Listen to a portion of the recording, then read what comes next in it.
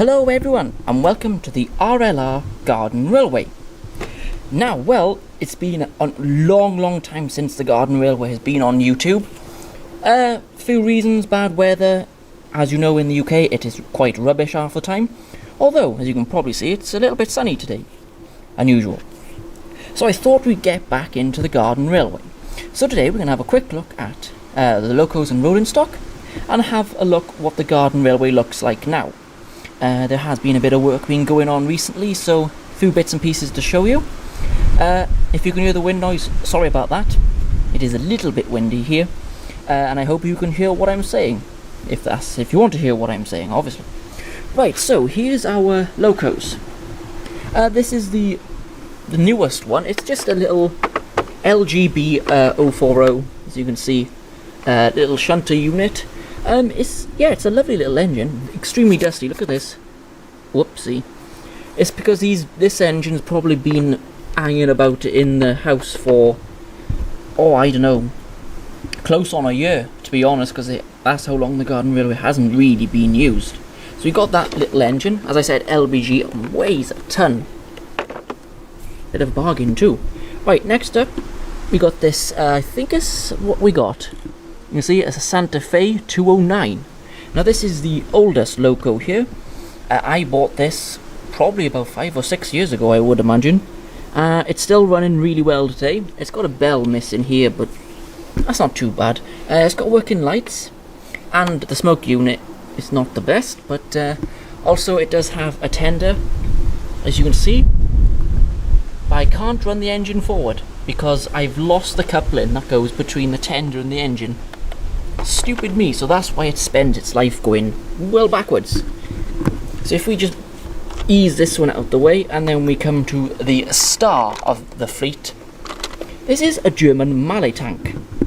Now this is based on a narrow gauge engine, which is, I believe, runs on the Harz mountain railway in Germany. You should know exactly what that is. So yeah, this engine is amazing. Look at this, absolutely weighs so much. A couple of bricks probably weigh less than this. As you can see, it's an unusual engine, but really good, and it runs very smoothly as well. This one is got sound and smoke and lights. It is an analog loco, the three of them are. We're not going to go into the digital and all that stuff. It's just a little bit too much money. So now we move on to the rolling stock. The first two coaches we have are these German bogie coaches. Just turn them to the side there, you can see those. It says TB on the side of it, not quite sure what that stands for. I would have thought it said DB for Deutschbahn, but apparently not. We got a little bit of detail, they're quite nice. You got these doors do open, but they're a little bit of a pain. There you go, see? They do open. We got the couplers underneath there, you can just see them there. That's how they couple up, and this is the more realistic. This moves up and down as well, so they're quite nice, well detailed coaches, really. And then the second one, well, is exactly the same. I am planning to get another 2 of these, because they're really quite nice. Now, before we move on to the next bit of rolling stock, people are thinking, oh, we can't have G gauge, it is really expensive and I won't be able to afford it. Well, actually, you're wrong, to be honest. Now, say a Hornby Pullman coach, or a Hornby T coach. What are they these days? 45, 50 quid? Right, this coach here, 30 quid. £30. I bought them 2 together, so they were about 50 something quid for 2 coaches. And then decent enough coaches, aren't they, to run out here, look, out in the Garden Railway, as I prove there. So it's great value for money. Obviously, that engine did not cost 30 quid. That cost a lot. But these 2 here are quite, relatively inexpensive, for what they are. So guys, if your reason for not having a G scale is the price, don't be silly. You don't have to pay a lot for these, you really don't. So next we move on. We have got 4 four-wheeler coaches. As you can just see them there, they're all the same. These are really nice little models. A bit more expensive than the bogie coaches. Can't even remember exactly how much. We got the buffers here, you got the couplers, you got the nice steps. Let's move the coach round. Don't know if the doors open on these. No, they don't. Easy to put lighting in them as well. And then we got another one. And then we got that one, which does say DB on the side of it. And then we've got this one. They really are quite nice coaches. Might try and put some lights in them at some point. But that's those 4 coaches. I nearly said 3 coaches then. Right, now we come to some sort of freight cars. Here we go. They're pretty nice little freight cars. You can put stone on them if you want, give it a load. They have plastic wheels, but on a garden railway, does that matter? No. It's got a bit of writing on it, as you can see along there.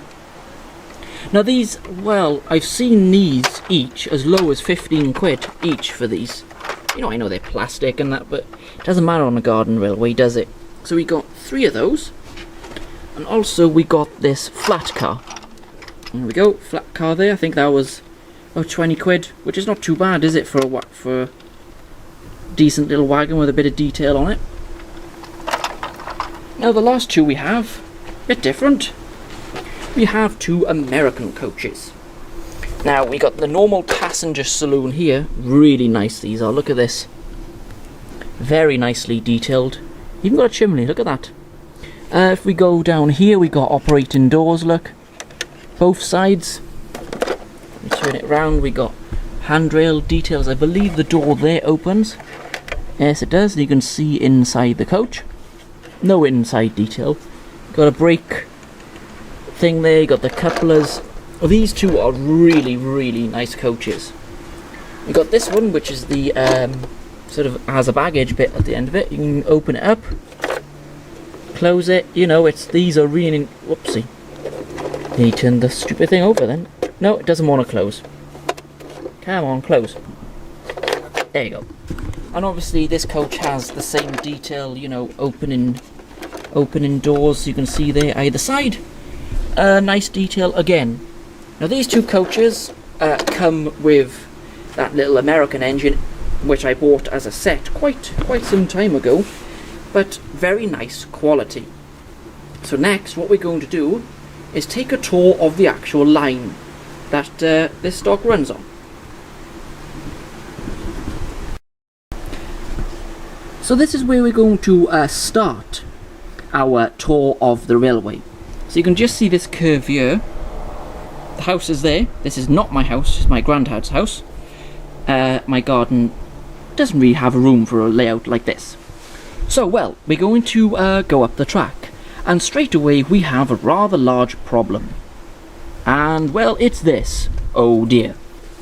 Now, this has grown up. It's a lovely, nice, very bright pink bush, isn't it? So we're not going to get rid of it. But as you can see, well, the train is just going to have a rather large crash. Obviously that bush is definitely not the size, is it? No. As I said, this layout hasn't been operational for nigh on a year, so this is going to happen. This will be cut back fairly soon. So, now, I'm going to have to stand up and we'll follow the track up here. Now, this is not the most exciting layout in the world, but this is really designed so we can have some great fun with some really big model trains. So if we come up this area, nice long straight stretch, you can hear the... Now, there's a bit of a mess here, because I have been working on this. This will be the tunnel. Now, obviously it's not going to quite look as ugly as this. We're trying to find some rocks, some medium-sized rocks to put up against there and in the corner to hide these blocks. Proving to be a little bit of a pain to find at the moment. But hopefully we'll find it. I'm going to make a wooden entrance this side here. We're going to have rocks down the sort of like that.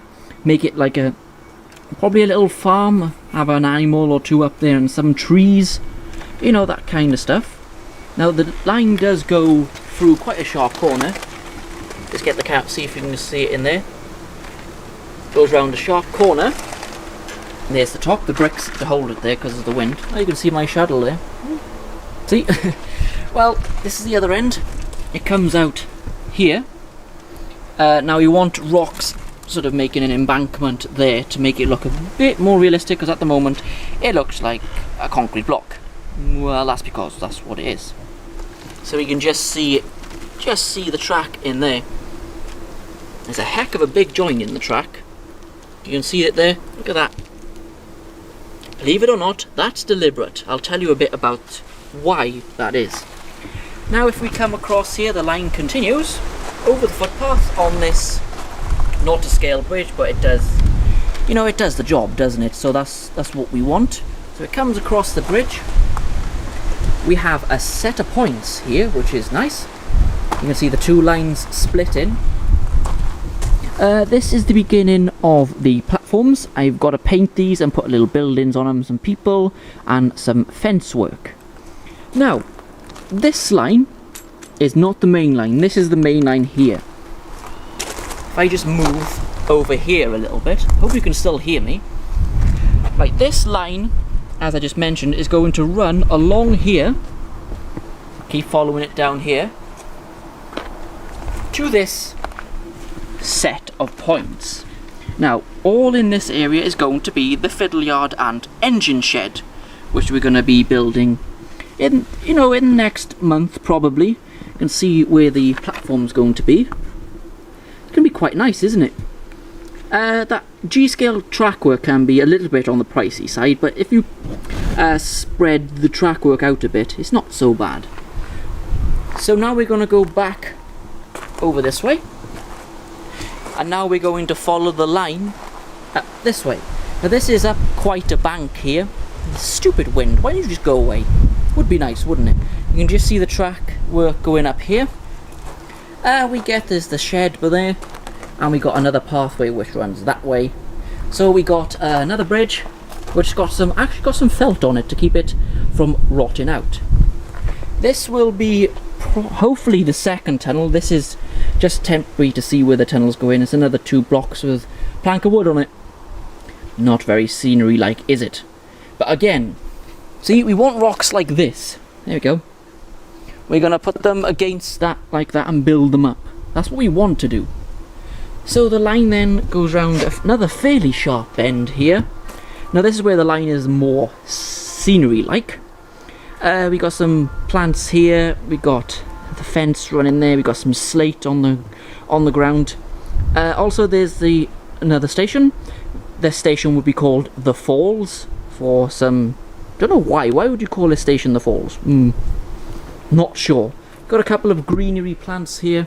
This was done about a day ago, so we are working on it to get it back into running order. We're gonna have more plants than this obviously, but yeah, it's, as I said, you know, this is not going to be the best scenery to scale or nothing.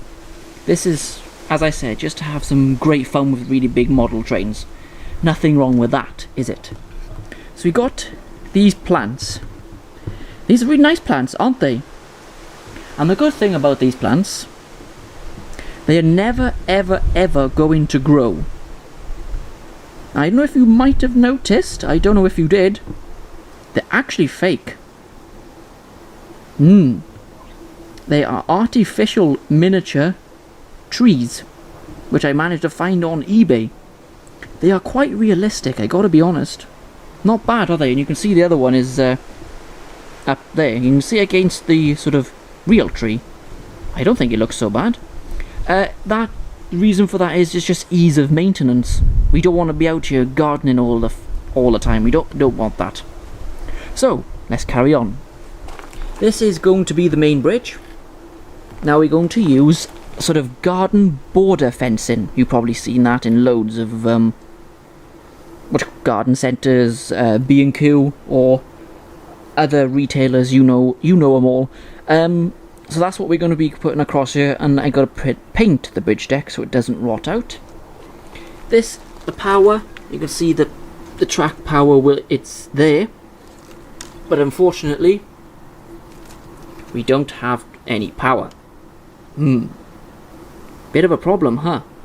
Yes, we don't have any power at all at the moment. And then that's where we began. You can see where all the trains and that luminous pink bush. Yeah, so why don't we have track power? Let me bring it over here so we can look at the more scenery sort of side of the layout. Well, we are in the middle of upgrading our controller. We are going in for a Gauge Master 5 amp G-Gauge controller. Now, it's quite expensive, the controller. It's about, I think, £140. But it is, as you know from Apple, it's a lifetime guarantee on it. And you need, trust me, you need a powerful controller for a fairly large little garden railway we got here. That should be in MIB models either today or tomorrow, along with my new G-Scale Loco.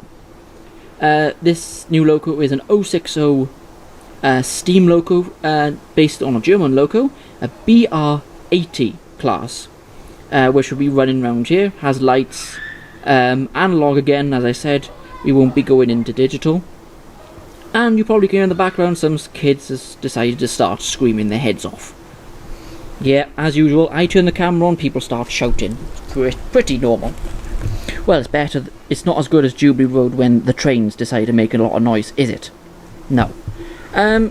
Just to give you an idea of size, you can see the bridge up the top, and there's the tunnel. So it's, you know, it's fairly big, basic, but you know, we just want some fun, and you can with G-Scale. You know, if you wanted to put a 00 gauge layout in your garden, oh my gosh, it's going to be a lot harder. All we did, we bought the track, we chucked it on the ground, put it together, and powered it up and run the trains.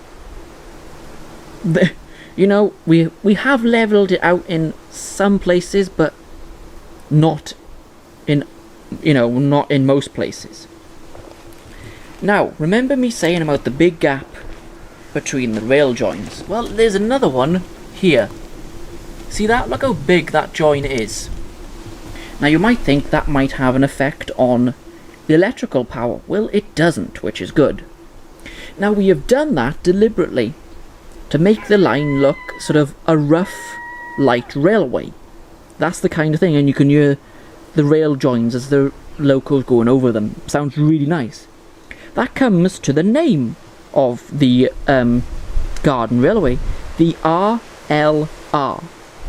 Before I tell you, would you know what RLR stands for? Just give you a couple of seconds. Any ideas what RLR stands for? No? Well, I come up with the name of the Rickety Light Railway. I thought that seems fit. The track is a little bit like a yo-yo at points. There's big gaps in the track. It's like it was a railway that was quickly laid to do a purpose. You know, chucked it on the ground and ran the trains on it. That happened a lot at some point. So that's what we've gone for here. Sadly, as I said, we can't run the trains because we don't have any power. But in the next week or two we'll be having the power. We'll have a new loco, so hopefully we can do a little running session. Mind you, that is after I clean the track. The track has been outside for nearly a year without being cleaned, so it is stinking. Whoops. So that's going to be a bit of a job there as well. So there we have it, guys. That was a look at the RLR Garden Railway. Finally it's back, and we are getting it all ready now to go back into operational service. Just a quick heads up what's coming up on the channel. I am going to do a Q and, how do you say it? I don't know. Question and answer video coming soon. Details of that will be up in the next few days, so you can ask me any questions, but don't start asking questions yet. Wait until I put out the proper details for that. Also, we're going to see a bit of mainline steam in probably the Cardiff area in the next 2 weeks, I believe, 28th. If you are in that area, Cardiff, 7 Tunnel Junction, I'll probably be there as well. You can meet up. I'll probably put in the times up on Facebook as usual. So there we go, guys. That is the Garden Railway. Don't don't forget, Facebook page, still there. Come and join in. We getting people joining in now. I got an Australian I'm speaking to on there. Great guy, you know, asking questions about layouts and stuff. I'll try my best to answer them. Also, we got another guy which is a truck driver. Really nice guy, sending me some great photos of ships and trucks and even a tank. That was really good. So thank you for doing that. And also we get comments from other people. So please go over to the Facebook page. That's Jubilee Road Model Railway. Just type that in when you go on Facebook in the search box. You should be able to find it. And subscribe if you haven't. Like the video, leave a comment. You know, I don't mind, likes are just as good. So guys, thank you so much for watching this video, and I'll be back very soon at the RLR Garden Railway. Bye everyone.